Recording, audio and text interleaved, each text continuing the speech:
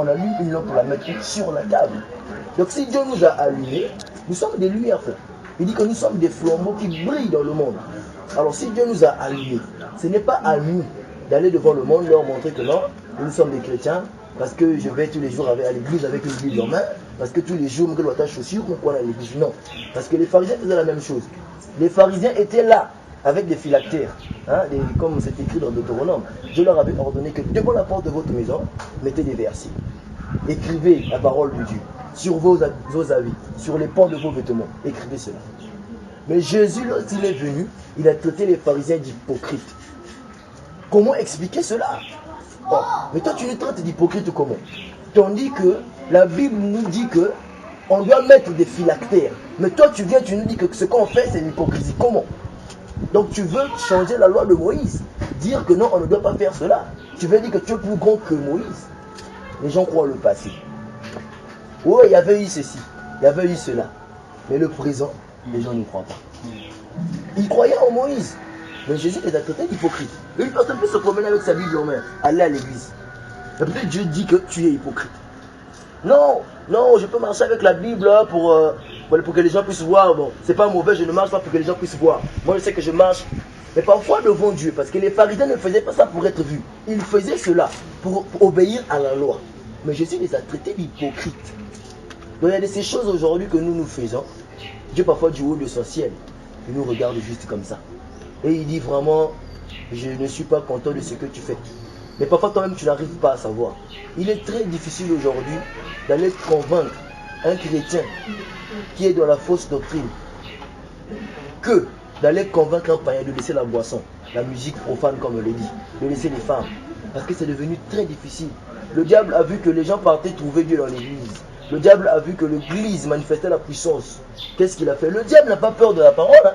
Quand les gens prêchent là, oh non, Jésus il est bon. Jésus, mais le diable, ça lui fait absolument rien. Mais le diable a peur de la puissance. Le diable a peur du feu. Le diable a peur de l'esprit, de l'amour, des fruits de l'esprit. Mais aujourd'hui, le diable a ravi cela à l'église. Il a emmené l'église hors. L'église aujourd'hui, comme Makelele, polémique. Nous, on a Dieu, les autres n'ont pas Dieu. Nous, dans le message, on a Dieu.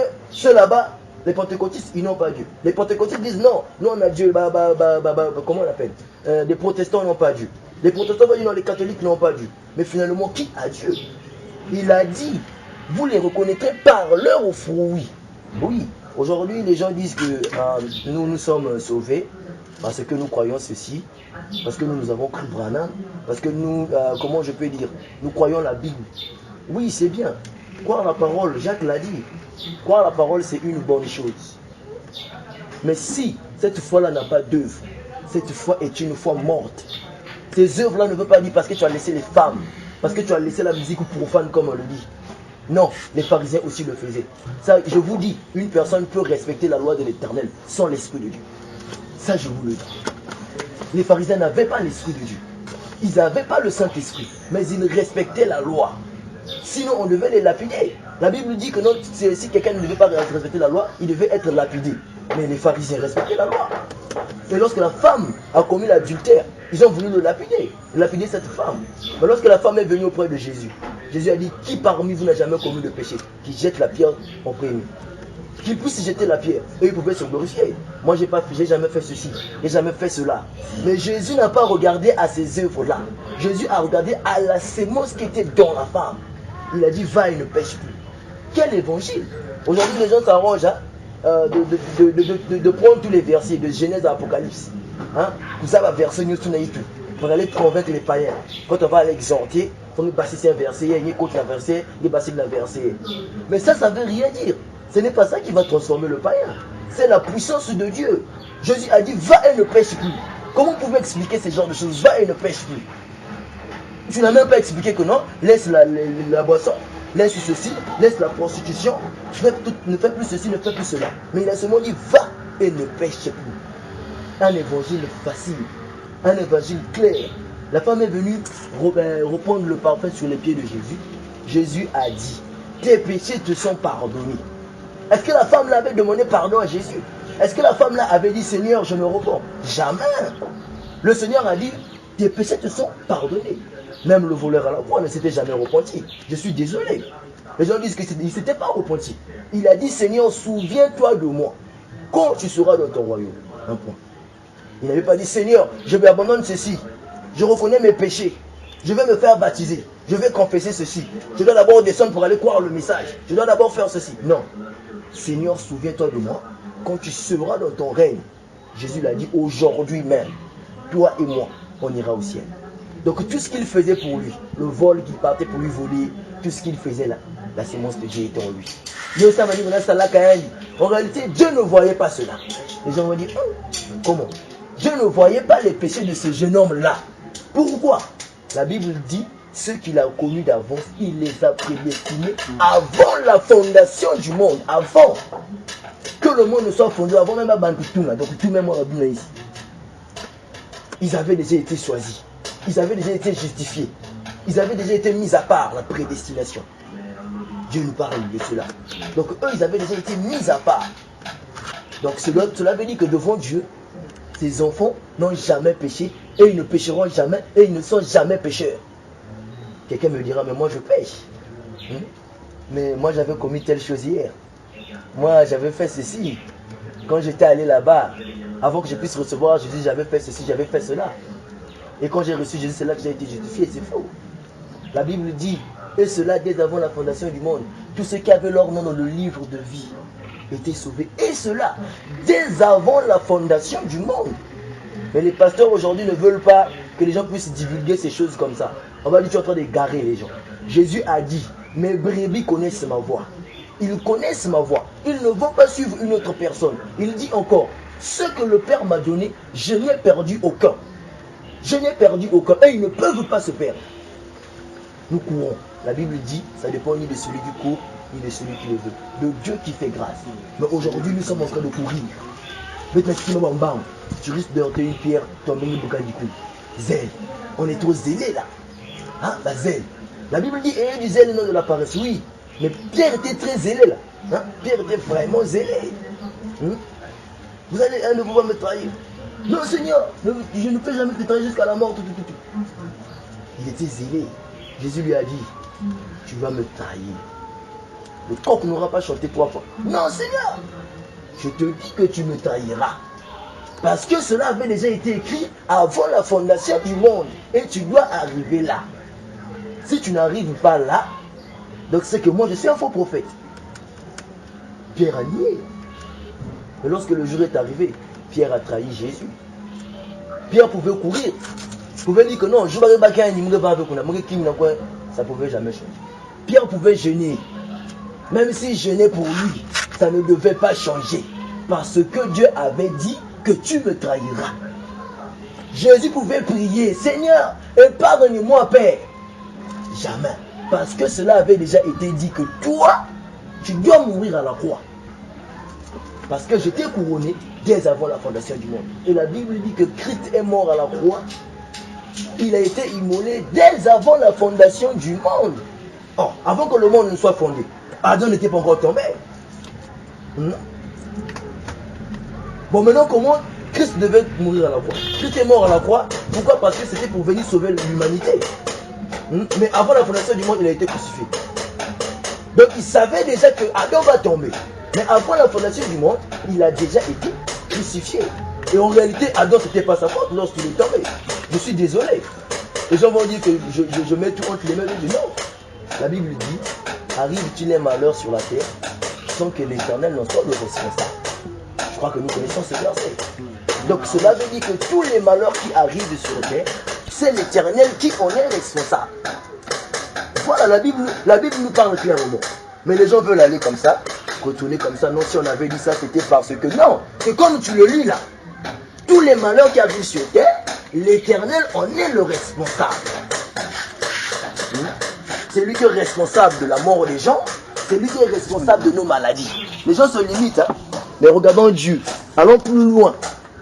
Allons voir Dieu très loin. C'est Dieu qui a dit à Satan, va toucher Job. Hein? C'était lui le responsable des tourments de Job. C'est lui qui a envoyé Satan. Satan est venu dire non, si c'est comme ça, essaie de le toucher. Vas-y. Mais il pouvait refuser. S'il refusait, comment je peux dire, Job ne devait pas souffrir. Mais lorsque lui, il a accepté, Job a souffert. Pourquoi? C'était lui le responsable. Et la Bible dit que lorsque l'Éternel, après l'Éternel bénit Job, après qu'il ait éloigné les malheurs qu'il avait fait venir sur lui. Donc c'est Dieu lui-même qui avait laissé Adam chuter. Il savait pourquoi. Regardons Dieu derrière. Aujourd'hui, les gens se limitent dans la Bible, frère. Je vous dis. Les gens sont limités dans la Bible. Les gens sont limités dans les Écritures. Mais la Bible dit l'écriture tue. L'écriture là, ça tue. La loi est une malédiction. Personne ne peut mettre toute la loi en pratique. Il n'y en a pas. Voilà pourquoi la Bible dit il n'y a aucun seul juste sur la terre. Qu'il n'y a pas un seul homme. Il n'y a pas un seul juste. C'est dans Ecclésiaste, je pense. C'est moi, je ne ferme pas trop des versets, mais je connais quand même les citations. L'écriture tue. Ah, vraiment. C'est la lettre. La lettre tue. La lettre, c'est l'écriture. Je pourrais parler parce que on doit soulever un thème là pour parler parce que tout ce que tu dis là, c'est la parole du Seigneur. Que le Seigneur t'obéisse. Tout ce que tu dis là, c'est la parole du Seigneur. Mais on devait avoir un thème. Parce que toutes ces choses là que tu parles là. Tout ce que tu dis là, c'est la parole du Seigneur. Tu vois, excuse-moi frère. Tu vois, l'autre jour, je parlais le frère sur les thèmes. Non, pas un thème, parce que moi, je suis venu parce que dès que tu es en train de parler, ça m'est arrivé là. Et dès que j'ai ouvert la Bible, j'aurai des questions. Parce que j'ai remarqué que tu parles bien et tu as tous, peut-être par la grâce du Seigneur, parce que nous ne pouvions pas se glorifier. Personne ne pourrait se glorifier de lui-même en disant que moi je suis comme ça et tout. Par la grâce du Seigneur, c'est comme dans la prière que j'ai dit que personne n'a voulu que tu puisses être parmi les vivants aujourd'hui. Personne n'a décidé ça. Personne n'a décidé que tu puisses être compté parmi les vivants. Mais c'est le Seigneur qui a fait grâce. Donc il fait grâce à qui il veut. La connaissance que peut-être que nous avons, et par rapport à la question que je voulais poser, et on aura peut-être chacun de nous parfois par la grâce du Seigneur pourrait donner son avis concernant les Écritures. Parce que si nous commençons à parler comme ça, tu pourrais peut-être parler, c'est bien, mais parce que tu dois parler peut-être que le frère Willy aura peut-être quelque chose à dire, peut-être. Je n'ai pas dit que maintenant. Le frère aussi peut-être pourra dire. Excuse-moi d'abord, mon frère. Moi, je suis avec les frères souvent. Mais souvent, je ne parle pas aussi beaucoup. Si tu sais que je n'ai rien à dire de la part du Seigneur, je ne peux pas parler. Je suis on tourne, c'est mon tourne, jusqu'à même à la fin. Souvent, on parle avec les frères là. On peut même 2 heures du temps. C'est lui qui parle, tu t'imagines. 2 heures du temps, il peut faire qu'il parle. Moi, je n'ai rien à dire. C'est ça que tu n'as rien à dire. Je veux dire quoi? Il parle, on finit, on parle pour nous. Lorsque nous tous, on peut avoir quelque chose à dire. Si le Seigneur te dit oui, laisse-moi tout. Parce que tu ne pourrais jamais dire. Parce que nous connaissons tout ce que l'homme dit, tout ce que l'homme produit. Il dit, produit l'amour. Ce que Dieu dit donne la vie. Parce que si le frère Victoire, non? Si le frère Victoire parle de lui-même, s'il nous parlait de son intelligence, il va ne produire rien du tout. Il va nous produire l'amour. Mais s'il parle de la part du Seigneur, le Seigneur l'utilise, il parle de la part du Seigneur, nous recevons la vie. Parce qu'on ne voit plus le canal de laquelle c'est Willy, je suis plus âgé que lui. Qu'est-ce qu'il pourra me dire? C'est qu'il vient à peine de dire, qu'est-ce qu'il pourra me dire? Tu vois, là, il faut que je puisse percer le voix et le voir. Qu'est-ce qu'il est en train de dire là? Parce qu'un homme ne peut pas dire de telles paroles par l'intelligence d'un homme. Prenons d'abord Esaïe. Il lui dit, un vierge concevra. Il laisse ça comme ça quoi. Un homme me contredit de me démontrer. Il va me démontrer. Donc Dieu est injuste. Donc Dieu est injuste. Comment ça fait-il que dans ce temps-là, il envoie, dans ce temps-là, maintenant nous, qu'est-ce que nous avons fait au Seigneur pour que mais il fait grâce à qui il veut. Oui, ça c'est clair. Le Seigneur fait grâce à qui il veut. Ça là, ça ne suffit pas. Donc nous, le Seigneur ne fait pas grâce. Il fait grâce à qui il veut. Ta réponse est ça? Je ne sais pas. Dieu fait grâce à qui il veut. Non, maintenant je vais dire maintenant. Il choisit qui il veut, il rejette qui il veut. Il peut envoyer des prophètes dans n'importe quelle génération. Il peut faire grâce à qui il veut. Maintenant, ça c'est clair aussi. C'est la parole. Nous disons quoi? Amen à cela. Mais si je te disais que Dieu est injuste, tu ne me croiras pas?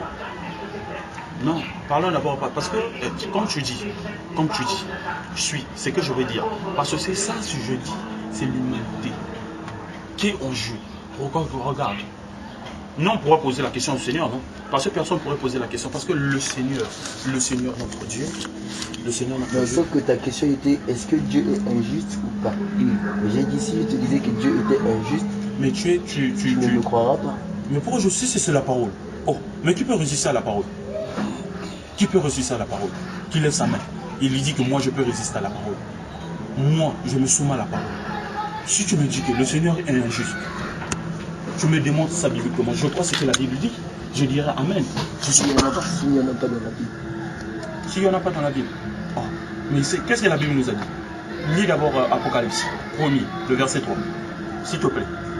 Lis d'abord la Bible. Ouais, prophétie de Jésus-Christ qui...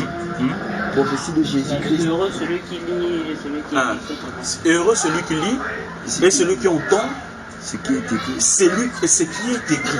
Donc, or, une personne pour être heureux, il doit croire à ce qui est écrit. Mais comment tu vas me dire, frère, je viens. Parlons maintenant un peu, s'il te plaît. Tu vois, non, je viens. Attends, s'il te plaît. Quand je parlais, tu m'as coupé la parole. J'étais laissé, j'étais écouté. J'étais écouté. Tu vois, tu as dit que, revenons un peu clairement, tu crois Branham? Je crois que je suis précis. Est-ce que tu crois que Branham était un prophète de Dieu? C'est ça ma question. Je le crois. Tu le crois? Tu le crois? Tu pries où? Au soleil couchant? Non. Où c'est? La sémence originelle. Ta grenade? Non, la sémence originelle. C'est la première fois que tu me vois? Toi? Ne m'as-tu jamais rencontré quelque part?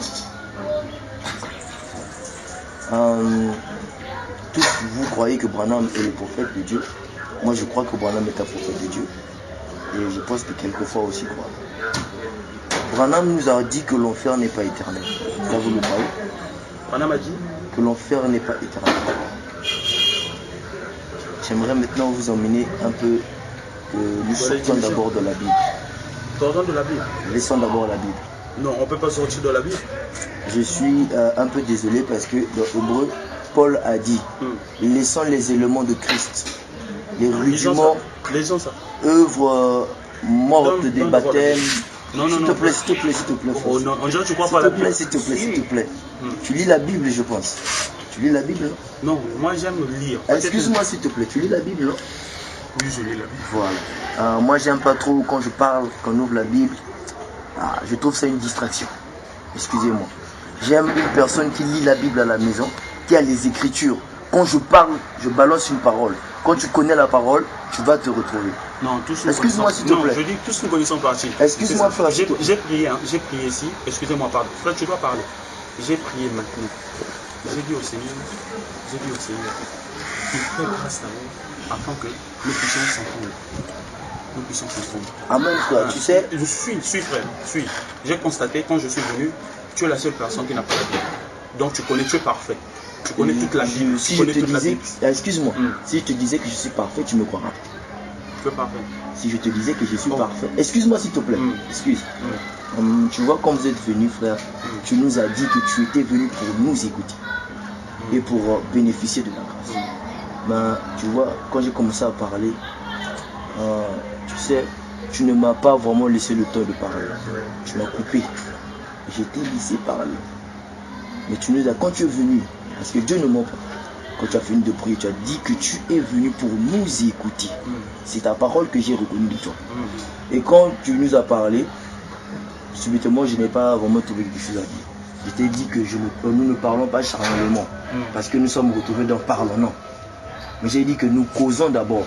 Et quand le Seigneur balance une parole, je peux avoir un message à donner.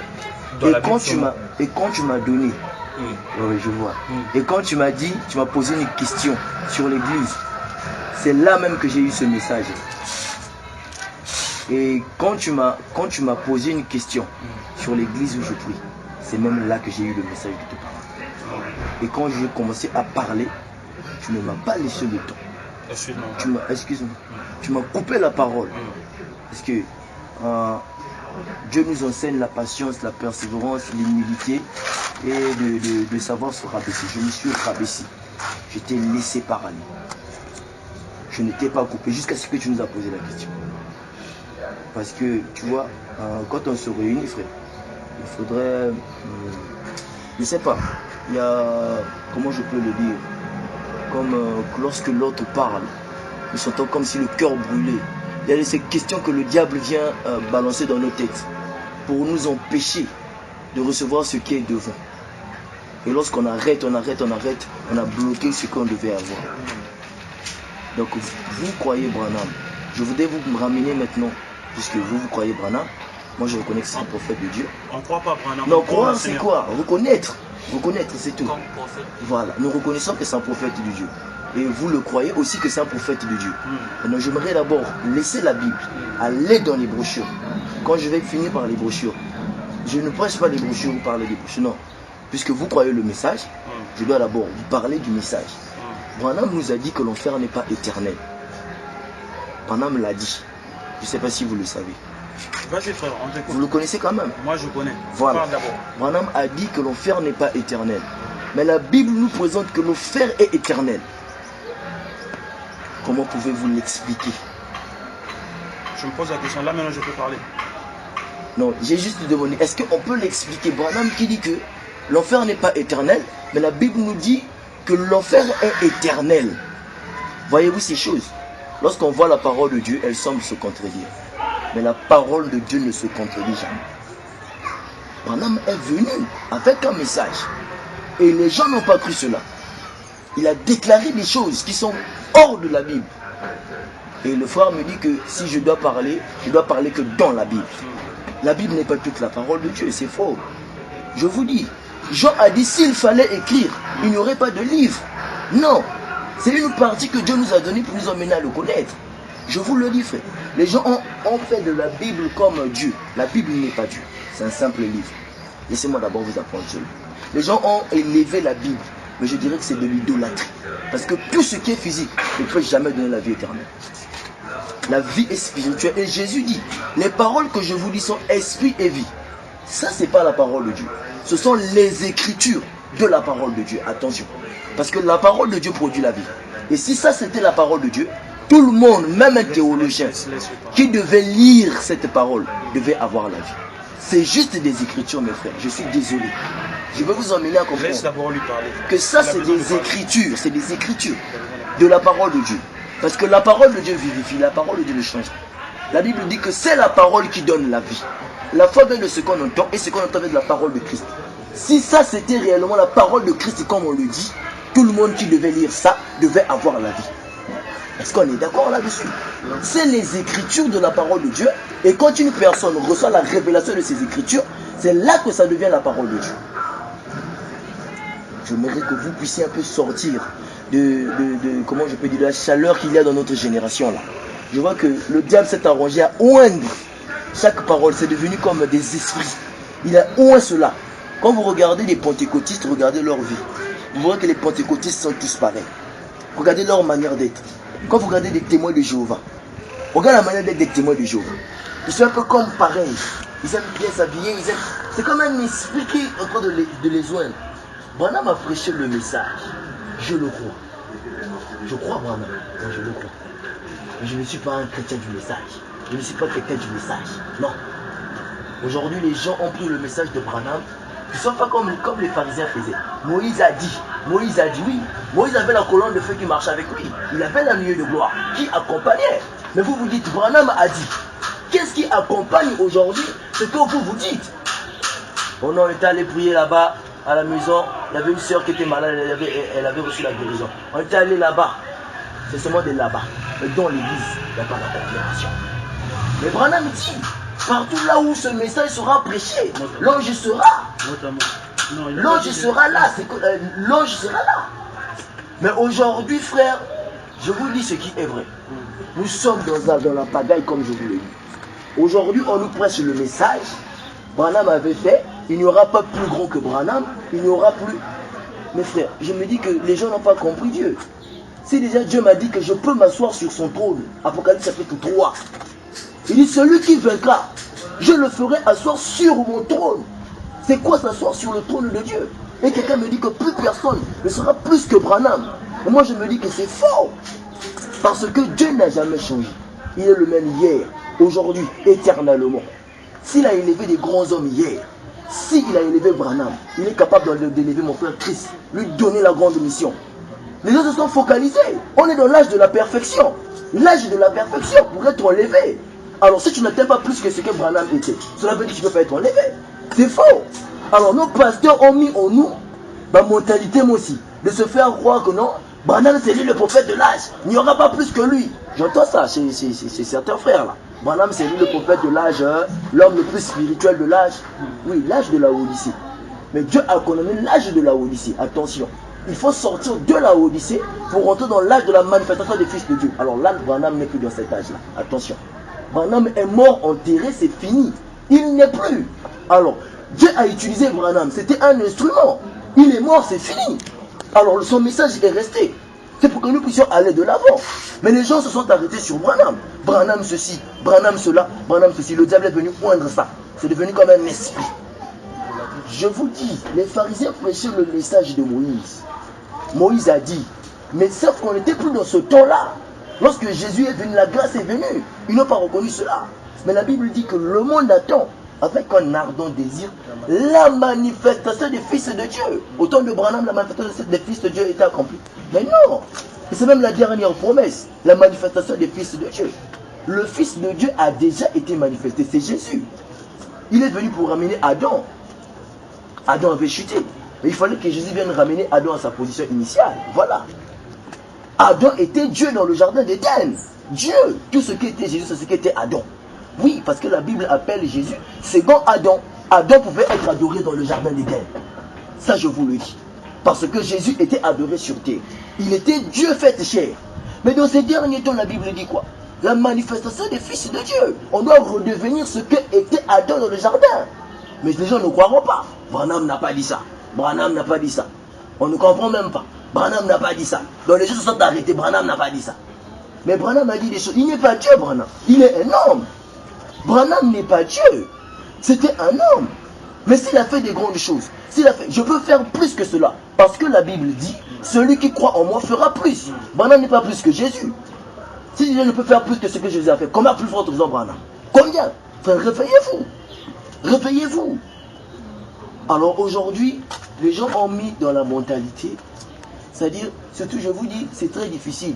Là où il y a plus de paroles, il y a plus d'égarements. Si tu comprends mal cette parole, tu auras plus d'égarements. Regardez ceux du message, comment ça allait se perdre. Pourquoi? Parce qu'ils sont restés hier. Mais même Branham lui-même a dit, voilà, je reviens dans votre Branham. Branham a dit que lorsque la manne devait dormir, on ne devait plus manger cette manne-là. Mais ça représentait la parole. La parole d'hier ne devait pas nous servir pour aujourd'hui. On devait, oui. La Bible, moi je dis que ça c'est une parole d'hier. Attention. Moi je dis que ça c'est une parole d'hier. Je suis en train de venir, mes frères. Moi je dis que ça c'est une parole d'hier. Pourquoi? Quand on était au temps de Paul, on pouvait dire que l'Ancien Testament est passé.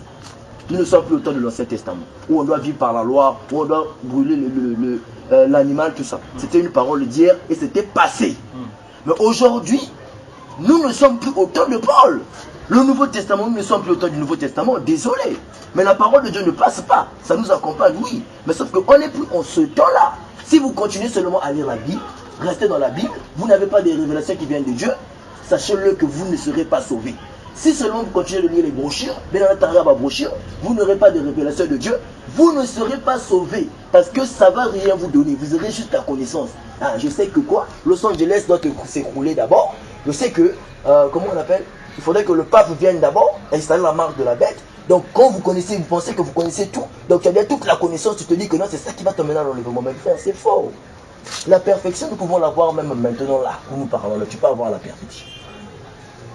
Maintenant, nous parlons. Excusez-moi, vraiment, supportez-moi. Je suis fou quand je parle. Moi, je déclare des choses. Vraiment, excusez-moi. Jésus déclarait des choses que les pharisiens ne comprenaient pas. Ils n'avaient pas besoin de leur expliquer ça. Mais Jésus a dit, mes brebis, voilà. Je crois que tout ce que Dieu m'a donné, je ne perdrai aucun. Voilà. Il faut déclarer cela.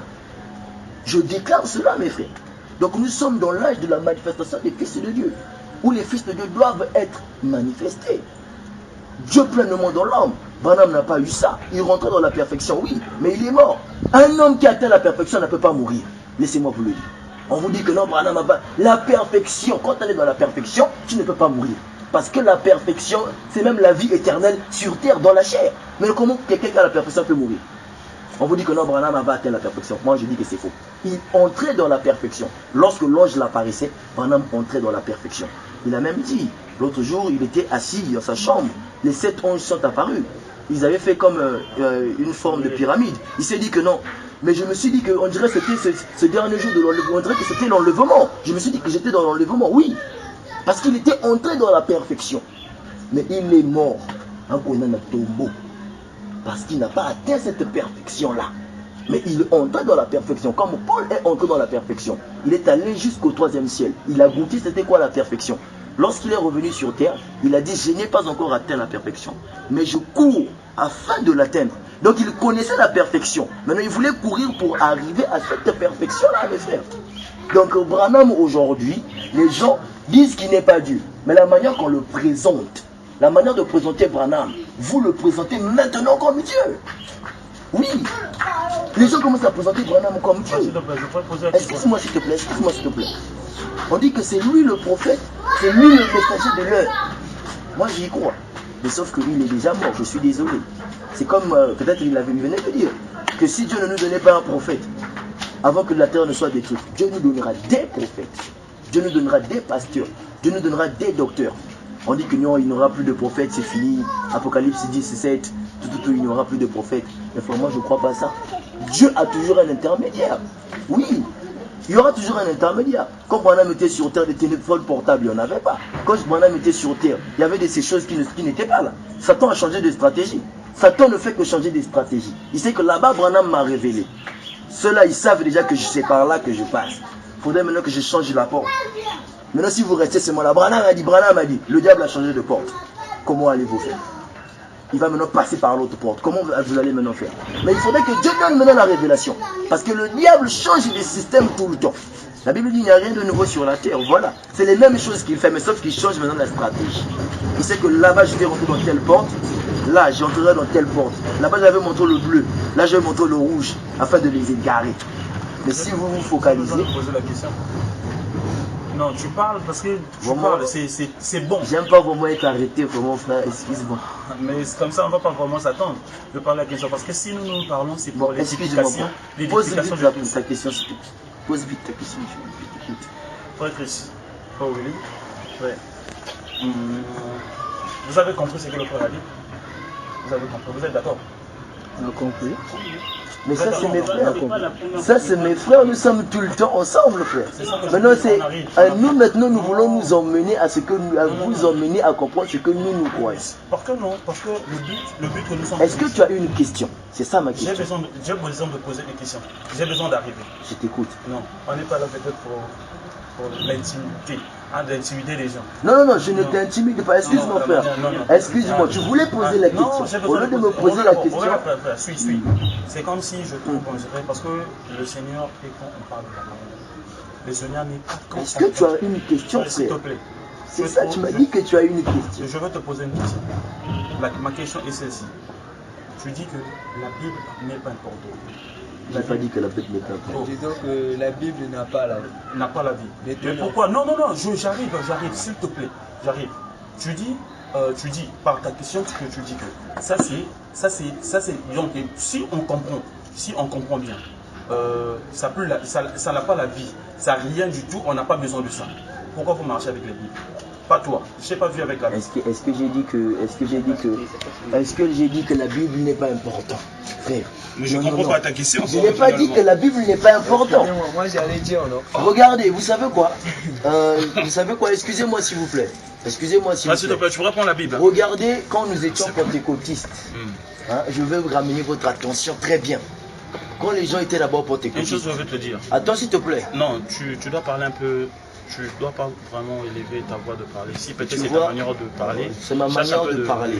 Tu voyais Branham, lorsqu'il parlait, les gens pensaient... Tu avais vu J'ai déjà vu Branham dans une prédication en train de parler.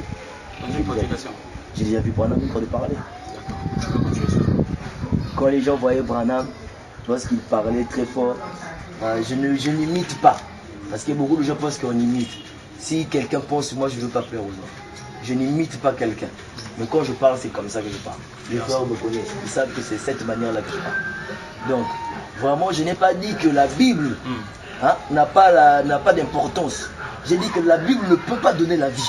J'ai dit que la Bible, c'est des écritures de la parole de Dieu. Mais c'est clair, même un enfant de 5 ans peut comprendre ça. Non, on pourrait appeler. Je vous le dis, frère. Ça, c'est même un petit enfant peut connaître que ça, c'est juste des écritures. Je vous ai bien dit que non. C'est l'esprit qui vient oindre ces écritures-là, fait que ça devienne la parole de Dieu. Si c'est comme ça que des écritures, si c'était la parole de Dieu, je n'ai plus besoin d'aller écouter le pasteur. Si c'est la parole de Dieu, puisque la parole de Dieu, Dieu n'a pas les paroles, il n'a qu'une seule parole, une seule. Maintenant, si c'est la parole de Dieu, pourquoi ne lisons-nous pas seulement ça après, c'est fini? Pourquoi ne lis-tu pas seulement ça sans aller à l'église? Pourquoi vas-tu encore à l'église? Ça, c'est la question que je me pose. Ce n'est pas ça. Ce sont juste des écritures. Mais comment tu réponds encore à la question? Écoute s'il te plaît, frère. Tu vas poser la question. C'est une manière de parler, c'est une manière de parler. Donc ce sont juste des écritures de la parole de Dieu. Vous connaissez la vérité. Ramène-nous maintenant. On a besoin de croire ce que toi tu crois. Ramène-nous. Fais-nous convaincre maintenant. C'est que tu dis. De la part de Dieu. Je ne peux pas convaincre. Non. C'est Dieu qui convainc. Mais fais-nous parler. Tu es le canal de laquelle que le Seigneur parle. Moi je parle et la personne elle-même, si elle a la sémence de Dieu, à travers ce que je peux dire. Parce que tout ce que tu dis, écoute s'il te plaît. Oui, la parole de Dieu ne peut pas être compris charnellement. Écoute, prête attention. Parce que quand toi tu écoutes, c'est quoi? Tu as déjà quelque chose que toi tu as cru. Et quand tu écouteras, tu auras des questions. Or, quand tu écoutes, laisse-toi aller. Dis si c'est faux. Si ton cœur ne croit pas ça, néglige ça. Si ton cœur dit oui, accepte. C'est tout. Alors, je crois ce que ça dit. Quand quelqu'un va à l'église. Je crois pas ce que toi tu dis, je crois ce que ça l'a dit. Quand quelqu'un va à l'église, lorsqu'une personne va à l'église, il va écouter le pasteur fait son bruit. Qu'est-ce que la personne fait? La personne écoute. La personne ne peut pas se relever. Oh non, pasteur, tu as mal parlé là. Non, la personne écoute. Si tu peux prendre cette attitude-là, maintenant même. Tu n'es pas mon pasteur? Je ne suis pas ton pasteur, d'accord, mais j'ai dit si tu peux. Prends l'attitude que tu prends quand tu vois le pasteur. Mais quand on se réunit comme ça, si c'est faux, je ne pourrais pas accepter la fausse doctrine, d'accepter seulement comme ça. Tu vois que quand tu as parlé, personne n'était interrompu pour te poser une question. Tout ce que tu as dit, tous ici, lorsque nous sommes là, on a tous écrit tout ce que tu disais à la lettre. Non, j'ai parlé à ça. Quand on écoute, si tu vois que c'est pas ça, au lieu de chercher peut-être à non, j'ai parlé à ça. Regarde, frère, écoute d'abord le frère d'abord. Moi, parfois, quand tu étais venu me parler, à l'église, on peut prêcher à l'église, tu écoutes à la fin, ça ne m'a pas intéressé. Tu fais balayer, ça fait comme cela. Comme à l'école, si on t'enseigne quelque chose, ça n'a pas de sentiment intéressant. Bon, je fais comme ça. Tu peux écouter ce qu'il a à dire. Si c'est important pour toi, à tes yeux, à la fin, bon, je laisse pour toi. Tu prends ce que tu crois, tu laisses ce que tu faire ça. Non, tu sais. Parce que si tu me coupes, regarde. En fait, moi, c'est ça que tu parce que tous nous avons besoin de parler, pas toi. Écoute s'il te plaît, écoute. Tu sais que les deux n'ont pas parlé. Attends, eux aussi n'ont pas parlé. Il n'y a que toi et moi qui parlent. Attends s'il te plaît. Écoute un peu. C'est pas aujourd'hui, il faut croire d'abord la personne qui te parle avant de croire en ce qu'il te dit. Il faut croire d'abord la personne qui te parle avant de croire en ce qu'il te dit. Si je ne crois pas le frère Christ, écoute s'il te plaît. Mais tu as posé une question, je veux répondre, frère. Tu as dit comment croire à une personne qui me parle. Attends d'abord, moi je ne pourrais jamais d'abord, personnel d'abord, je vais d'abord te dire une chose. Si le frère Christ vient, il vient auprès de moi, il me dit, je suis un prof de mathématiques, je suis qualifié, il me donne toutes ces données de toutes ces choses-là. Moi je pourrais croire à frère Christ, mais je suis dans l'erreur. Je vais donner le frère Christ. Mais je n'ai pas encore fini de parler de ça. Je veux revenir par ta question seulement. Ce n'est pas une question que j'ai posée. Moi, je ne t'ai pas posé une question, frère. Je ne t'ai pas posé une question. Mais comment tu m'as dit déjà, je veux croire à toi avant que je te écoute. J'ai dit, il faut d'abord croire en la personne qui te parle avant de croire en ce qu'il te dit.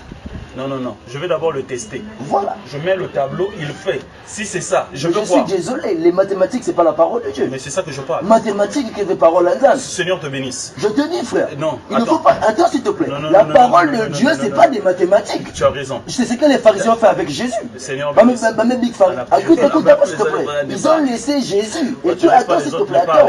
Écoute-moi. Toi, tu ne veux pas les autres parler. Regarde, toi, quand tu as parlé, nous t'avons écouté. Mais toi, tu ne veux pas les autres parler. Quand tu as parlé, nous t'avons écouté. Maintenant, quand je parle, tu mets des cales. Tu sais pourquoi je mets les cales? Parce que tu dis c'est faux d'abord. D'accord, il n'y a pas de problème. Ne sois pas une occasion de chute pour les autres. Voilà. Si toi tu trouves que c'est faux, banalise ça. Voilà, mets ça de côté. D'accord. Mais voilà, laisse que les autres puissent écouter. Seigneur, Mais je peux vous dire que lorsque vous êtes rentré ici, moi j'ai vu quelque chose. Mais moi je vous le dis. Lorsque vous êtes rentré au portail, là, moi j'ai vu quelque chose. Amen, voilà, je ne suis pas orgueilleux, même si je le suis. Paul l'était, dans le Seigneur. Amen. Lorsque vous êtes rentré là, moi j'ai vu quelque chose. Donc tout ce qu'on est en train de parler, moi je savais déjà. Je savais. Donc je sais de quoi je parle, frère. Donc avant de croire en ce que la personne te dit, il faut d'abord croire en la personne. Si tu ne me crois pas, tu ne peux pas croire en ce que je dis. Voilà, si tu ne crois pas à un témoin de Jéhovah, tu ne peux pas croire en ce qu'il te dit. Voilà. Jésus a dit, si tu connaissais la personne qui te parlait, voilà, les hommes regardent à ce qui est charnel. Toutes ces choses-là, vous voyez, les gens, voilà, c'est ce que tu dis. Toutes ces choses, je les connais. Oui, les pharisiens pouvaient le dire. Je connais qu'il est écrit dans la loi ceci, cela. Je sais qu'il est dit que non, Dieu les a aveuglés, mais ils ne savaient pas que ça parlait d'eux. Ils pouvaient dire, oh non, mais Jésus, toi, tout ce que tu dis là, que le Messie devait venir, oui, je sais ça. Oui, le problème n'est pas que de savoir, mais le problème est d'avoir la révélation de ce qui est dit. Voilà, frère. Nous devons être humbles devant la parole de Dieu. On ne sait jamais quand Dieu peut nous visiter. On ne sait jamais. Voilà. Peut-être que c'est Dieu qui est devant toi. Tu ne m'as jamais connu. Voilà. Comme Abraham devant l'Éternel, dans un corps de chair. Ce n'est pas Dieu. Je sais ça. Je suis un Dieu, moi. Dieu amateur. Moi, je suis un Dieu. Dieu avec grand D. Je le suis. Je suis un Dieu, moi. Dieu a dit à Moïse, je te fais Dieu, avec grand D. Donc, je sais qui je suis. Tu n'es pas Dieu par Non, laisse-lui parler. Moi, je suis le frère, Dieu. je trouve le frère Willy, vous voyez un peu le diable. Le diable ne veut pas. Voilà. Le diable ne veut pas que vous puissiez recevoir. Le diable ne veut pas que vous puissiez recevoir ce qui vous a emmené ici. Il ne veut pas. Voilà pourquoi il est en train de passer à travers toi pour distraire les autres. Quand tu as parlé, en réalité, quand j'ai commencé à parler, les autres étaient déjà concentrés. Moi-même, je l'avais. On commençait déjà à décoller. Mais quand tu as arrêté, tu voulais poser une question, tu as pris l'exhortation, tu as fini les versets, tu as parlé. Nous t'avons écouté. Personne ne t'a interrompu. Attends, mais quand même, personne ne t'a même interrompu. Jusqu'à ce que tu aies posé la question. Mais frère, laisse l'autre parler. Laisse-moi parler. Et tu comprendras de quoi je veux parler. Allons très loin, frère. Voilà, on nous a trop focalisé les images. On nous a mis une pensée en nous. Mais tout est écrit. Tout est écrit, tout est là. Qui est l'Éternel? Qui est Satan? Qui nous sommes? Qu'est-ce que la Bible? En réalité, qu'est-ce que la prédestination? Qu'est-ce que la vie? Voilà. Donc, comme nous sommes réunis, on est devenus comme deux camps. Non, ce n'est pas deux camps. Laissez-moi vous dire une chose. Laissez-moi vous dire une chose. Tout à l'heure, nous sommes une famille. D'accord. Écoutez un peu s'il vous plaît. Écoutez un peu s'il vous plaît. Les gens peuvent me voir et me dire que je suis orgueilleux. Moi je sais que Dieu connaît. Je n'ai pas besoin de me justifier. Les hommes peuvent vous voir. Même les frères André qui sont un peu... ça leur est un peu fait. Je sais. Mais moi je sais de quoi je parle. Si moi je vis, ce n'est pas pour plaire à un homme. Si moi je vis, ce n'est pas pour moi. Parce que si ce n'était qu'à moi, je ne serais plus sur cette terre. Voilà. Jésus a dit, si vous ne croyez pas en moi, croyez au moins en ses œuvres qui parlent. En ses œuvres. Les gens ont cru Branham. Mais Branham, ceux qui étaient à ses côtés ne l'ont pas cru. Pourquoi? Parce qu'ils le connaissaient. Toi, tu as grandi avec nous. Nous, on te connaît. Papa n'est un tel. Maman n'est un tel. Toi, tu vas nous dire quoi? Maintenant, il y a des Américains. Dieu a choisi les Israélites, nous, on le sait. Voilà. Mais aujourd'hui, si Dieu parle peut-être à travers un frère, les gens ne peuvent pas croire. On s'arrange à croire nos pasteurs, on s'arrange à croire aux je ne sais qui. Mais nos frères qui sont en face de nous, nous ne les croyons pas. Vous comprenez maintenant? On a trop focalisé les images, donc on nous a trop mis une manière de voir les choses en nous. Regardez, la vie chrétienne est très simple et facile. Comment pouvez-vous expliquer un Jésus qui prenait le vin, frère, avec des païens? Mais maintenant, moi, aujourd'hui, si on me voyait aller prendre le vin avec des païens, qu'est-ce que les gens diront? Qu'est-ce que les gens diront? Mais il a dit, soyez mes imitateurs. Mais si je l'imitais en ce point-là, qu'est-ce que les gens vont dire? La même Bible dit encore, puisque vous vous basez que dans les Écritures. D'accord, parlons maintenant. La même Bible nous dit qu'il n'est pas bon pour un homme de laisser beaucoup de cheveux. Vous le croyez? D'avoir de longs cheveux. Mais la même Bible et les mêmes personnes qui disent qu'ils sont de Dieu nous présentent un Jésus avec beaucoup de cheveux. La photo de Hoffman, vous le croyez? C'est Jésus qu'on présente dans les tabernacles du message. Ça, c'est eux. Jésus avec beaucoup de cheveux. C'est le message de Branham. C'est Branham qui a dit. Non. La photo de Hoffman, c'est le message de Branham. Il a eu la constellation dans le ciel. Non. On a vu cette image-là. Moi, je dis non. Ok, il n'y a pas de problème. Mais moi, je crois que ce témoignage-là est vrai. Parce que le frère Branham, lorsque les anges l'ont visité, il y a eu la constellation et l'image a formé des nuages. Dans les nuages, il y a eu une image. Peut-être si toi tu ne crois pas ça, peut-être les autres aussi croient, ils savent. Il y a eu une image et il y avait un homme qu'on appelait Hoffman qui avait fait une représentation. Après, quand on a comparé, on a vu que c'était pareil. Moi, je crois en cette photo-là. Moi, je crois ça. Mais je ne crois pas qu'il faut mettre ça dans l'église. Ou bien, ta téléphone à mon nom. Donc, Jésus avait beaucoup de cheveux. Il avait de longs cheveux. Mais Paul, lorsqu'il est venu, il nous dit que non, l'homme n'est pas tenu d'avoir beaucoup de cheveux. Dans Corinthiens, je pense que l'homme ne doit pas avoir beaucoup de cheveux. Le même Saint-Esprit qui a oint Samson dans l'Ancien Testament, la Bible dit que Dieu ne change pas. Vous comprenez cela? Parce que ça sont juste des Écritures. Que même les Écritures se contredisent, mais la parole ne se contredit pas. Les Écritures se contredisent, la parole ne se contredit pas. Au commencement était la parole, au commencement Dieu créa. Ça se contredit. L'Écriture se contredit. Le même Samson, le Saint-Esprit vient sur lui. Il se bat avec les gens, il tape les gens par l'Esprit de Dieu. Mais aujourd'hui, si le Saint-Esprit, je vais me battre avec les gens, quelqu'un va me dire pourquoi tu te bats. Je te dis que non, c'est le Saint-Esprit qui m'anime pour me battre avec quelqu'un. Tu sais que quelqu'un me croira? Non, mais je les ramènerai dans la Bible. Le Saint-Esprit c'est Dieu.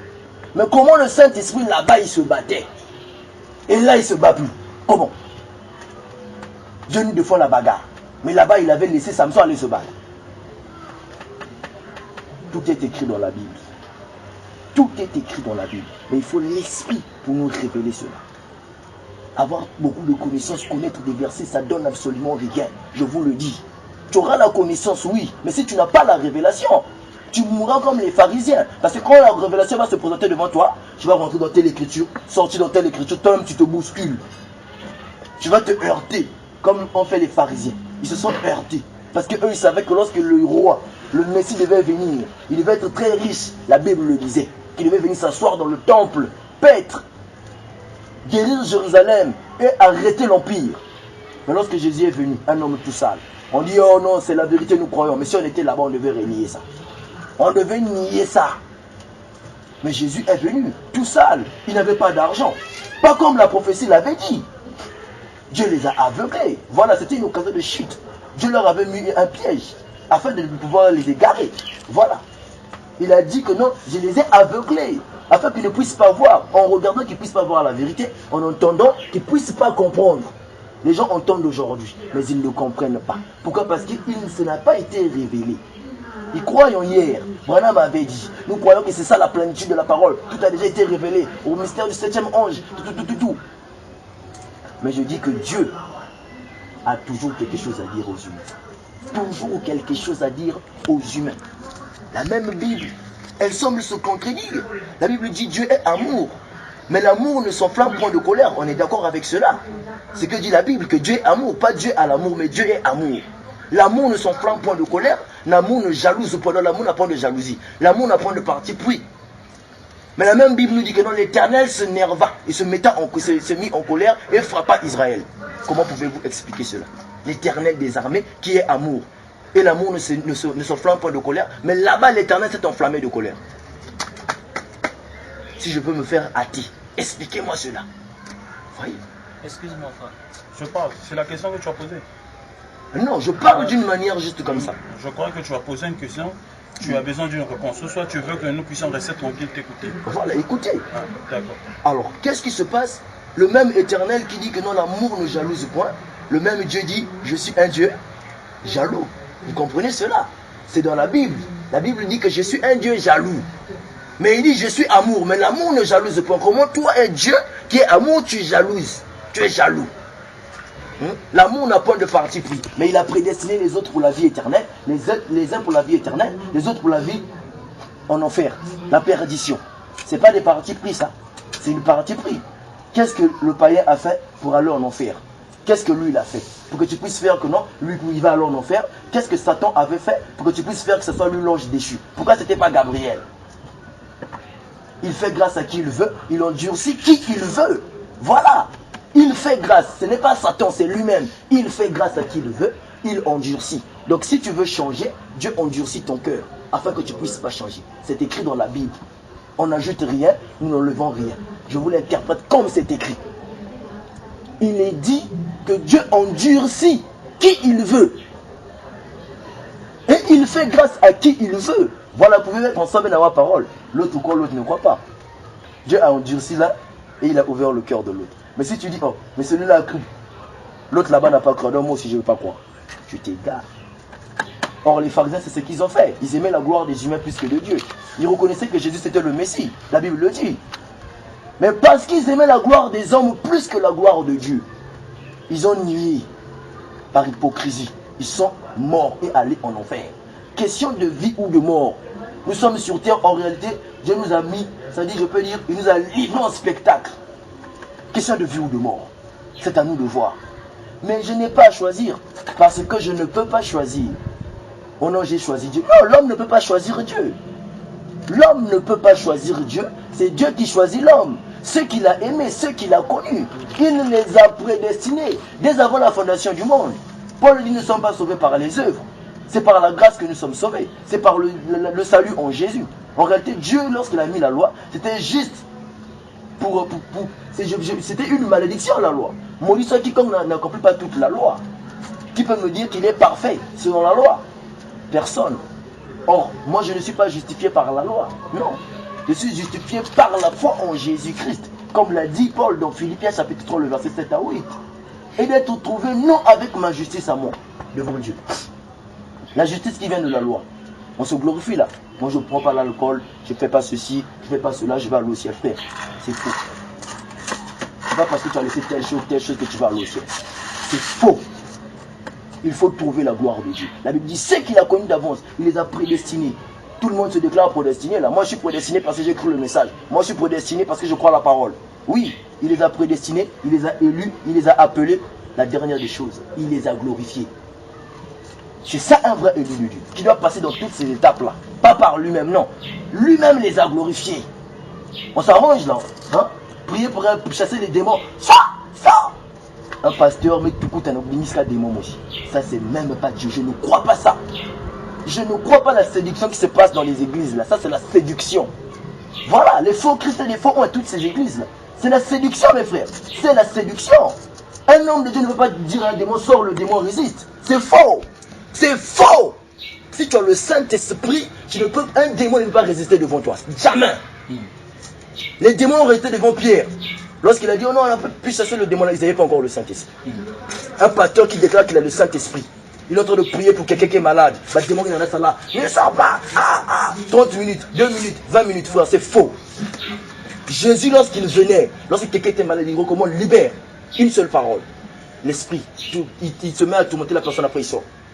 Paul, je t'ordonne au nom de Jésus, libère cette femme. Acte 16. Voilà. Mais ceux qui sont allés imiter, les fils de Séva, ils sont allés au nom de Jésus que prêche Paul. Le démon leur a répondu. Voilà. Aujourd'hui, c'est la séduction.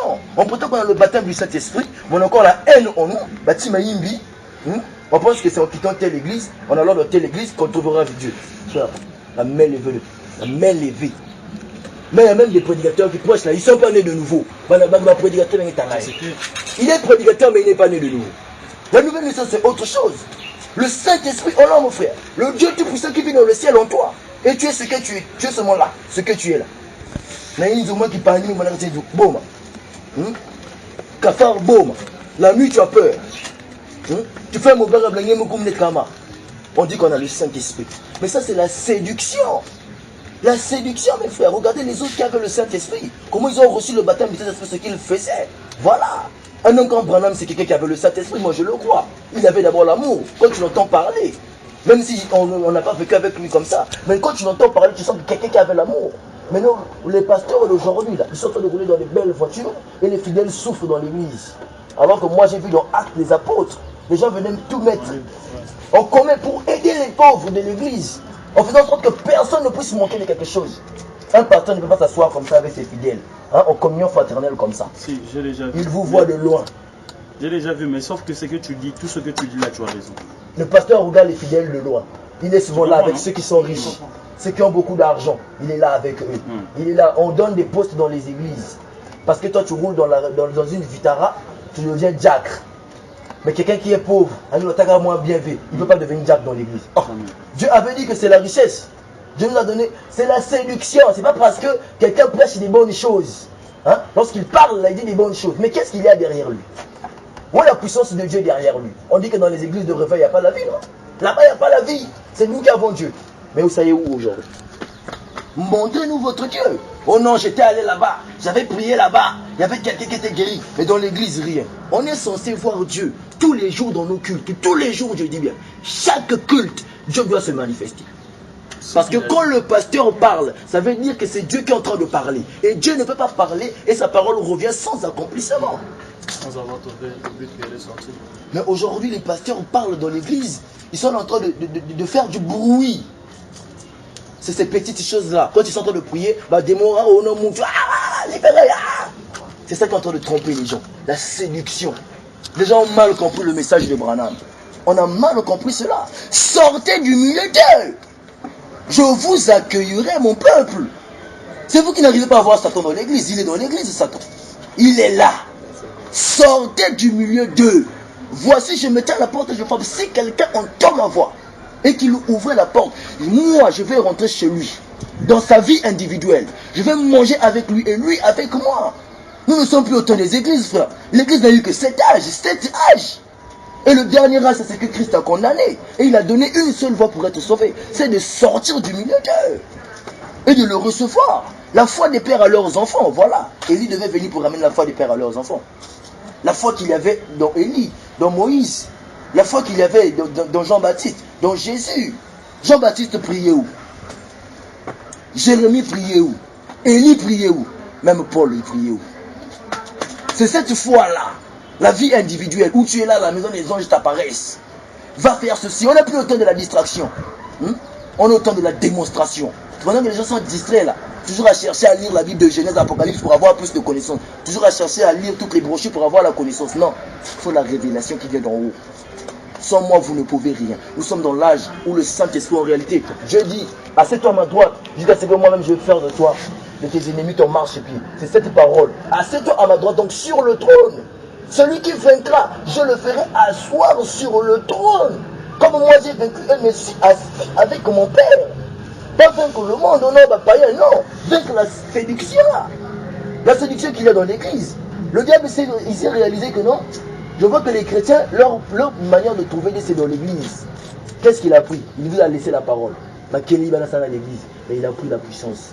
Il a dit, si je prends toute la puissance, ils pourront connaître. Pour dire moi séduction. Quand on prie là, moi séduction. Et quand vous aussi vous voyez ça, mon pasteur a Dieu. Il y a des pasteurs qui parlent pour prier. Résurrection, mais sauf que ce n'est pas ça. Ça c'est la séduction. On a besoin de soit tout Dieu ou soit de rien. Il n'y a pas de dame. Boubia et moi miracle, Boubia miracle, non. Non, tu es tiède. Voilà. Des églises là déclarent, oh non, les pentecôtistes sont tièdes. Mais vous êtes tous tièdes. Il n'y a pas la différence entre vous tous. Tous vous êtes tièdes aujourd'hui. Et quand on continuera de demeurer dans ces églises, ben Dieu s'en va tiède. Voilà. La femme devait fuir dans le désert, où elle devait être nourrie. Le désert, c'est des épreuves. Le désert, c'est se rendre solide. Marcher individuellement avec le Christ. Voilà pourquoi il est dit qu'en ce jour-là, cette femme va se saisir d'un seul homme. Voilà, c'est cet âge de l'église. Qui devait se saisir d'un seul homme en disant, donne-nous ton nom, nous on va manger, nous on aura notre pain. Ils ont leur parole à eux.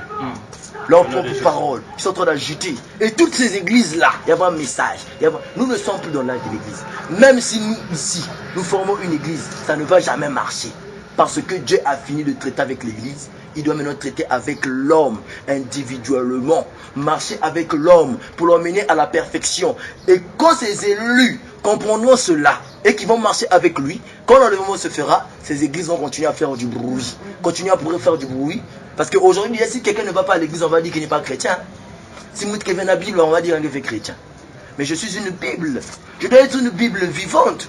Parce que Jésus est la parole faite chair. Mais je dois être une parole faite chair, moi. On doit être des paroles faites chair. Je ne pouvais jamais voir que non, Paul n'a pas gare à Baroulou. Nandina, on a prêché à Bante, j'ai jamais vu ça. Paul partait comme ça. Il dit bien que l'évangile que je prêche, ni reçu ni appris. Voilà, je n'ai pas appris dans la loi. Je n'ai pas appris ça dans la Bible. Voilà, je ne l'ai ni reçu d'un homme. Mais d'une révélation de Jésus-Christ. Voilà. C'est par révélation qu'il a reçu cela. Mais aujourd'hui, on est là avec les Bibles. On pense que le fait de lire la Bible de Genèse à Apocalypse, on pense que c'est ça Dieu. On pense que ça c'est Dieu. Frère, c'est un simple livre. Et l'enlever l'idolâtrie, c'est un livre. C'est devenu, on a commencé à prendre la Bible, c'est l'idolâtrie déjà.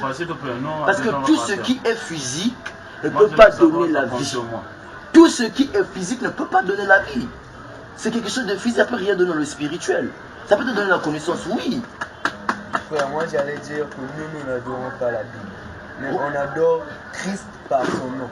Il est écrit dans Tite. La Bible dit, ils prétendent connaître Dieu, mais ils le renient par leur manière d'agir. On peut prononcer avec la bouche que ce n'est pas de l'adoration. Est-ce que tu sais qu'il y a des gens qui ont adoré Satan par plusieurs choses? À travers leur téléphone, ils ont adoré Satan. Quand tu aimes un téléphone, tu es en train d'adorer le diable. C'est l'idolâtrie. Quand tu aimes une photo, même une simple photo, on t'a pris en photo, tu regardes la photo, ah vraiment, tu es en train d'adorer le diable. Parce que la photo que tu vois là, c'est pas toi. Les gens ont adoré Satan dans plusieurs manières. Et les gens ont adoré Satan dans plusieurs manières. Ils ont élevé la Bible. La Bible devient pour eux, c'est bien, ah, Bible, donc ils sont, je ne sais pas comment je peux dire. La manière dont, ce sont des choses du monde. Tout ce qui est physique là, c'est des choses du monde, mes frères. Ça ne peut pas donner la vie.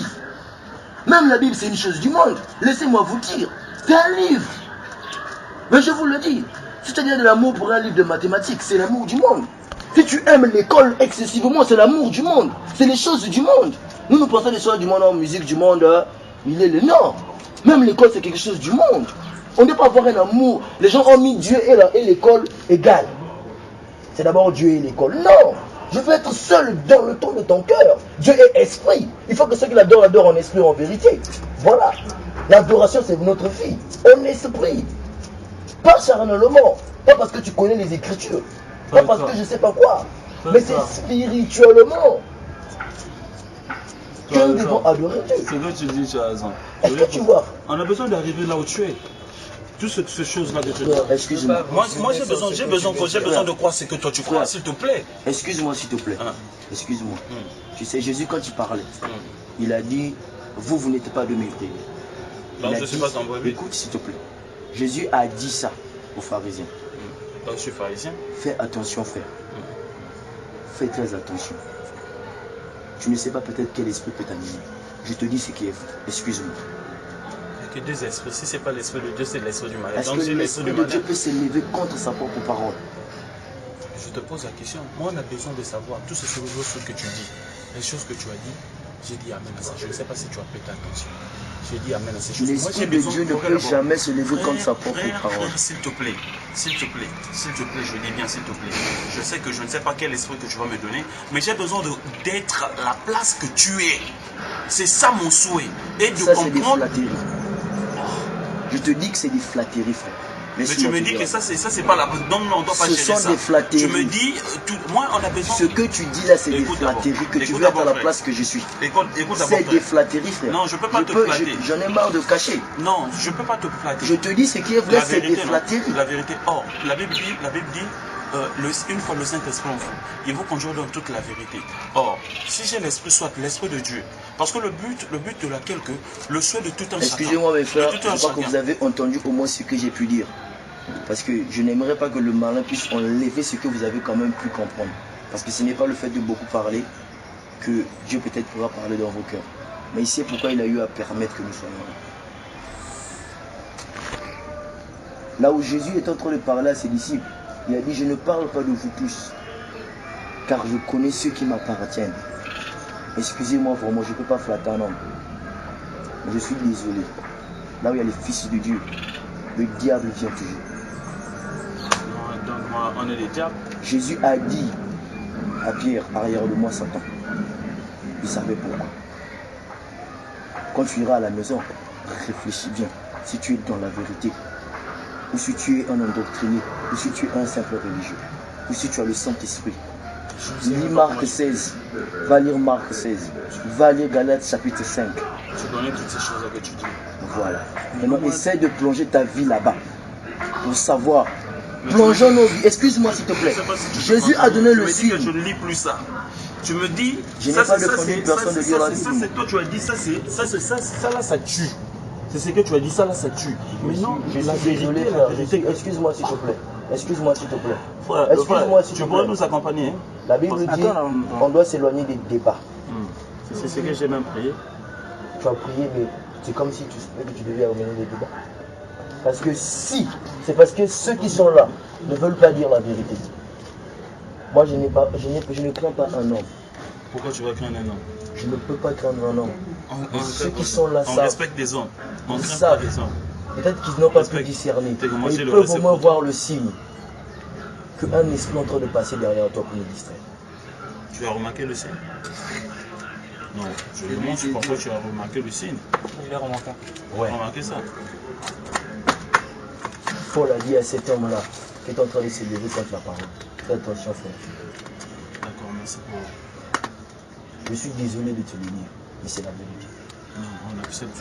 Parce que dans le livre de Timothée, il c'est dit, pas de toi-même que tu le dis. Parce que tu es en train Il y a l'esprit qui te dit de dire ça, frère. Tu es en train de t'élever contre la parole de Dieu. En réalité, c'est un esprit qui n'est pas à l'aise, qui ne veut pas que tu crois en la vérité. Voilà pourquoi il t'emmène à dire ça. Je ne peux pas prier pour toi. Je suis désolé. Je suis désolé, je ne peux pas prier pour toi. Parce que Dieu ne m'a pas dit ça. Je te dis juste la vérité. Moi, je crains pas un homme. C'est toi qui le dis. Je suis désolé, c'est des flatteries. Je m'en fous. Ça me fait absolument rien. Tu n'as pas besoin de me le dire, je le sais. Voilà, je t'apprends cela. Tu n'as pas besoin de me le dire. Moi, je le sais. Voilà. Un fou, c'est qu'il est fou. On n'a pas besoin de me le dire. Si tu vas dire un fou, toi, tu es un fou. Mais les gens vont se moquer de toi. Moi, je vous dis que quand vous êtes rentré ici, moi, j'ai vu cela. Moi, j'avais déjà pour moi vu. Et je savais. Je vous dis la vérité. Quand j'ai vu le frère, son visage m'est revenu. Mais je l'ai demandé si je l'ai déjà vu quelque part. Quand je le vois, c'est comme une personne qu'on s'est déjà connue à longtemps. Donc quand je l'ai vu, il n'y a pas de différence avec le frère Christ. Donc lui, son visage est en moi, j'ai le visage des autres frères. Mais lui, quand je l'ai vu, son visage m'est revenu. Voilà pourquoi je lui ai demandé s'il m'a déjà vu quelque part. En réalité, c'est un fils de Dieu. Ce n'est pas pour le flatter. Désolé. Parce que Jésus connaissait ses brebis. Je n'ai pas dit que tu es un fils du diable. Mais non. J'ai juste dit qu'il y a un esprit qui passe derrière toi. Pour t'emmener dans la distraction afin que tu ne crois pas à la vérité. Et la Bible dit c'est pour leur propre ruine. C'est pour ta propre ruine. Va prier le Seigneur. Tu puisses éloigner. Parce qu'il faut d'abord reconnaître si c'est vrai ou pas. J'étais à ta place là. Les frères savent. Moi j'étais comme tu es là. J'ai fait des jeûnes, j'ai prié que le Seigneur ne change rien. Jusqu'à ce que lui-même m'a changé. J'étais là, quand les gens parlaient, je levais les débats. Quand quelqu'un parle, je dois arrêter, montrer que moi aussi j'ai la connaissance. Quand il s'agit d'exhorter, tu commences à parler peut-être comme une personne qui commence à singer, comme un esprit. Quand il s'agit de parler, tu parles correctement. Mais lorsqu'il s'agit d'exhorter, on commence à singer. Je suis passé par là. Mais en réalité, si le Seigneur veut permettre que je passe par là, c'est pour aider à révéler à ceux qui sont dans ces conditions-là, leur état. Fais attention, frère. On a cru le message, oui. Et c'est pas parce qu'on a cru le message qu'on est sauvé. Parce que la Bible dit, si quelqu'un n'est pas né de nouveau, il ne peut voir le royaume des cieux. Peu importe ce qu'il croit, peu importe qui il est. Il faut être né de nouveau. Mais comment naître de nouveau? N'importe quelle manière que tu naîtras de nouveau, il suffit soit seulement né de nouveau. Peu importe comme tu vas rentrer dans... Le baptême n'est pas la nouvelle naissance. Ta Bible dit que ce n'est pas une purification des péchés. C'était juste l'engagement d'une bonne conscience devant Dieu. Quand tu te fais baptiser, en réalité, tu as reconnu. Tu veux montrer au monde que j'ai regardé, je prends l'engagement de suivre Jésus.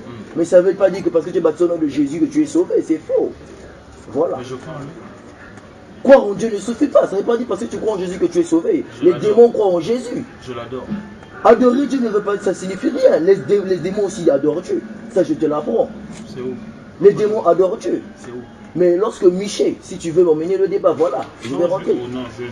Miché est allé dire à cet homme-là, j'ai vu le trône de Dieu, qui disait que non, comment on va faire pour qu'un tel puisse aller se perdre? Il a dit, un esprit de mon sang s'est présenté devant l'Éternel. Seigneur, envoie-moi. Dieu lui a dit, va. Si vous lisez la Bible, vous comprenez. Ça, c'est adoré. Mais c'est quoi l'adoration? Dire à Dieu, Dieu est bon. C'est ce que les gens pensent.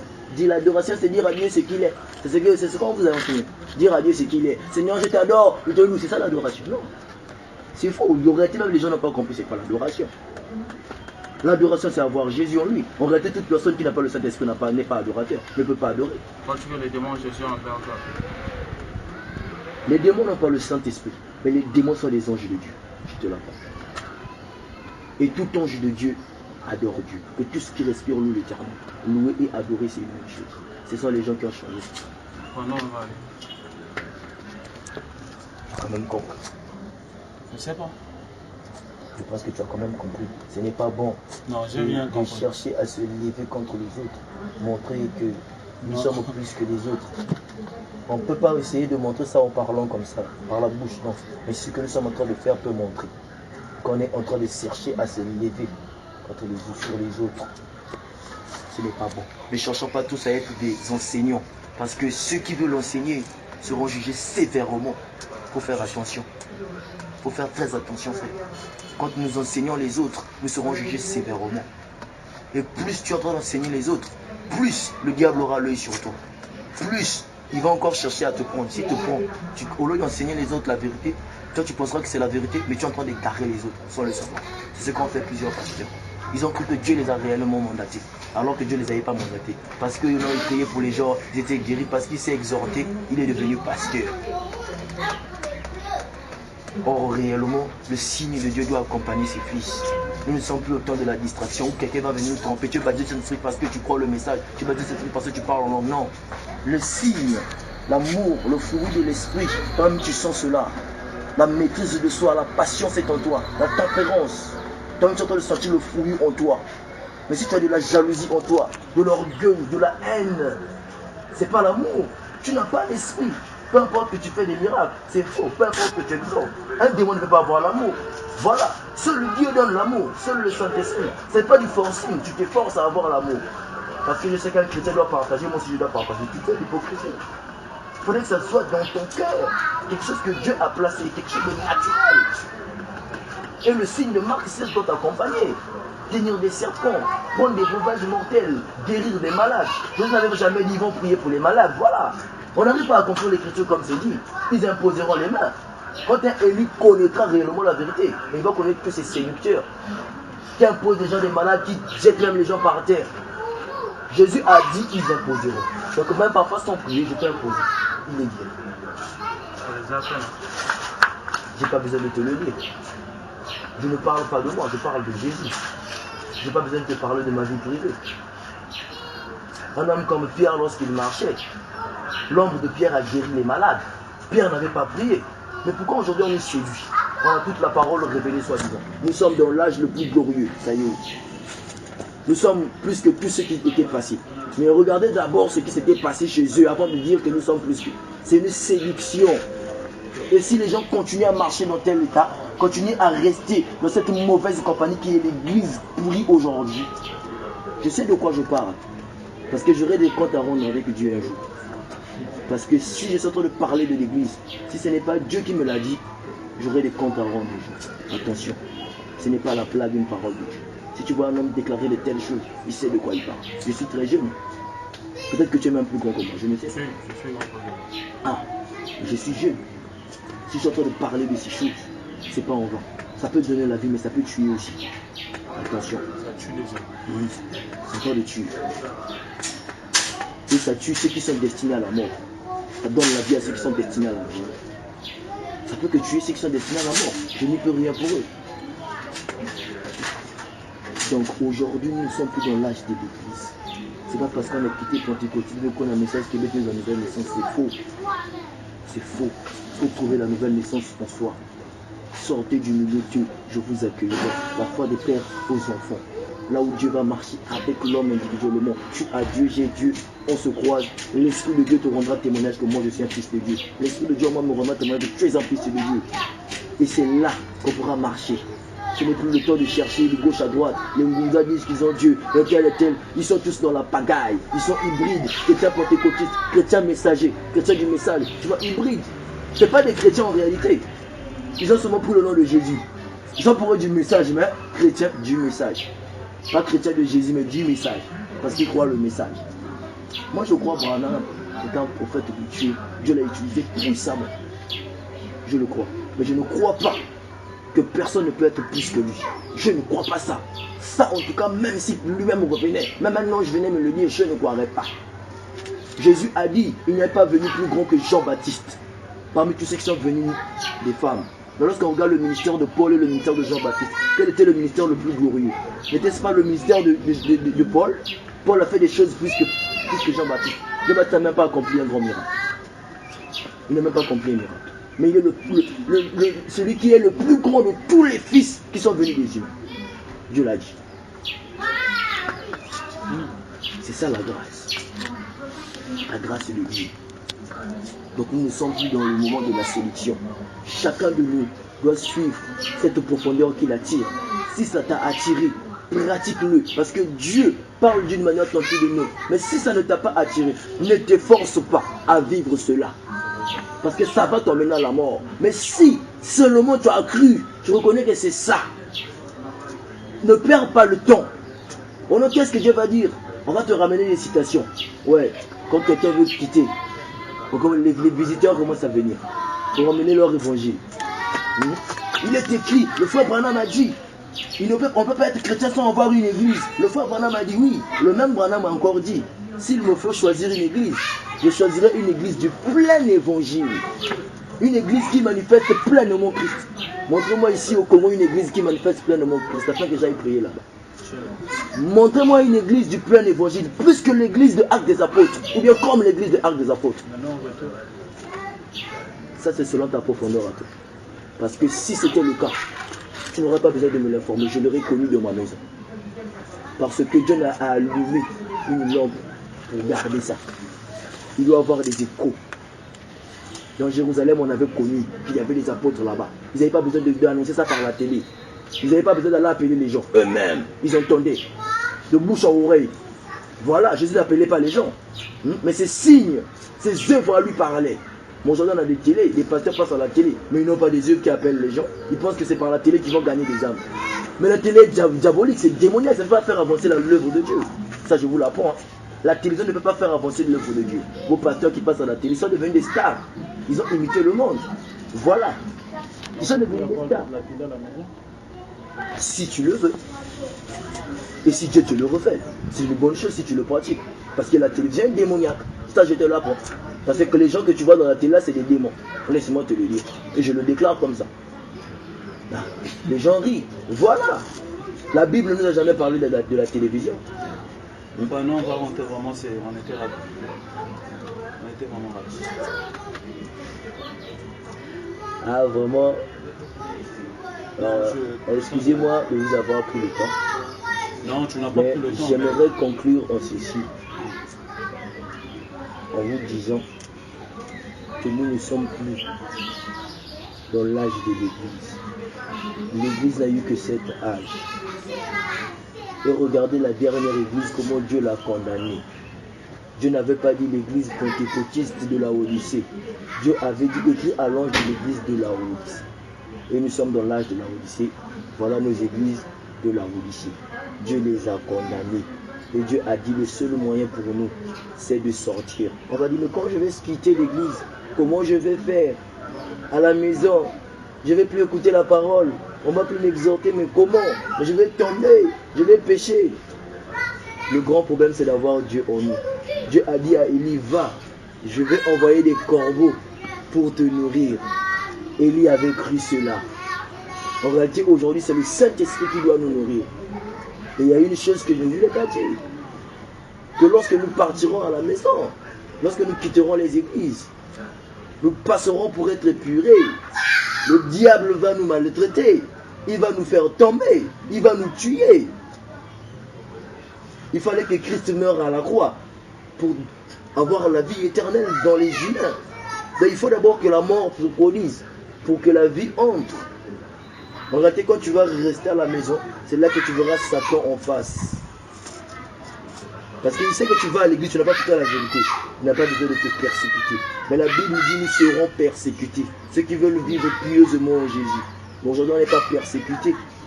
Mais donc, quand tu quitteras l'église, c'est là que tu verras le grand combat.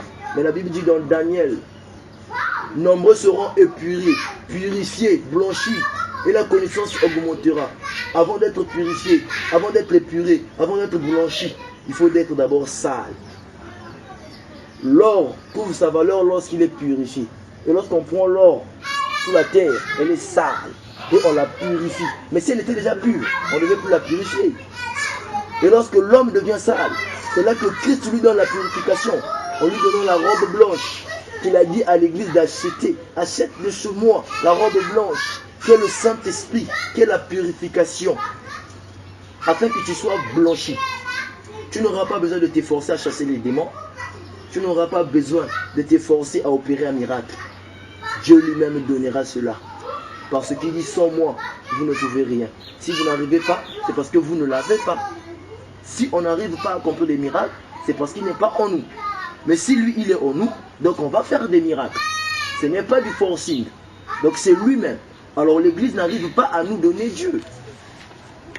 Nous sommes dans l'âge le plus terrible, où nous attendons la manifestation des fils de Dieu, où Dieu nous donnera la perfection. En réalité, les gens n'ont pas compris c'est quoi la perfection. La perfection, c'est Dieu pleinement. La Bible dit dans le livre de Éphésiens chapitre 3, le verset 9, jusqu'à ce que vous soyez remplis de toute la plénitude de Dieu. Et la Bible dit, en Jésus habitait la plénitude de la divinité. Or, la divinité, c'est Dieu. Donc, tout ce qui est en Jésus, c'est ce qui doit être en nous. Les gens diraient que c'est un blasphème. Mais moi, je vous dis que c'est la vérité. C'est ça la perfection. Dieu pleinement en nous. En réalité, ta vie est déjà finie. Tu es pour toi déjà presque, je peux dire, mort, selon les humains. Tu ne vis plus. Mais c'est maintenant Dieu qui emprunte ton corps. Donc, c'est maintenant Dieu qui vit sur terre à travers ton corps. C'est ça la perfection. Et on trouve la perfection pas en s'efforçant. Pas en disant, je dois beaucoup lire la Bible, je dois connaître ceci. Tu ne trouveras pas ça. On trouve la perfection par la grâce de Dieu. Comment on l'appelle? Daniel est rentré dans la perfection de Dieu en un seul jour. Lorsqu'il a vu l'ange. L'ange lui est apparu. Il a atteint la perfection. Il est rentré dans la perfection. Jean est rentré dans la perfection lorsqu'il a vu l'ange. Donc si un ange t'apparaît, tu rentres dans la perfection. Dieu peut nous donner la perfection, même aujourd'hui. Si un ange nous apparaît maintenant là, nous rentrons dans la perfection. Parce que le péché, c'est le démon. Le péché, le mal, c'est le démon. Jésus a dit, la Bible dit que Jésus n'avait pas besoin qu'on l'enseigne sur l'homme. Parce qu'il savait lui-même ce qui se trouvait dans l'homme. Il savait ce qu'il y avait dans l'homme. Mais qu'est-ce qu'il y a dans l'homme? Et c'est le démon, le péché. Oui, notre chair. La Bible parle des désirs de la chair. La jalousie, c'est un démon. L'orgueil, c'est un démon. Tu vas t'efforcer à laisser l'orgueil, mais tu ne pourras pas. Parce que c'est un esprit. Il est plus fort que toi. Voilà. Mais il faut que le Saint-Esprit vienne pour le chasser. Il faut que le Saint-Esprit descende en toi. En réalité, ces faiblesses que nous avons, c'est des démons qui animent notre chair. L'homme était Dieu dans le jardin d'Éden. On nous parle du jardin d'Éden, mais où était le jardin d'Éden? Tu nous as donné une conseil là, on a besoin de savoir ça, c'est pas encore le temps. Adam était dans le jardin. Je ne sais pas. Une question claire. Est-ce que vous êtes pressé? Répondez pas par hypocrisie. Si vous commencez à partir, je vous laisse. J'ai posé la question aux deux. Moi, c'est pas trop. Nous sommes tous là ensemble. Non, je vous pose d'abord vous la question. Parlez selon ce qui est dans votre cœur. Pourquoi tu nous poses nous la question alors que nous sommes venus? Je sais pourquoi je vous pose vous deux. Vous avez des dieux, moi j'ai des dieux. Je sais pourquoi je vous pose vous deux la Sauf question. que Quand on est venu pour la parole, sauf qu'avec le temps, si nous voulons repartir à la maison par rapport à ceci. D'accord. Frère, tu me connais. On se connaît. Si vous souhaitez me revoir encore un jour, il n'y a pas de problème.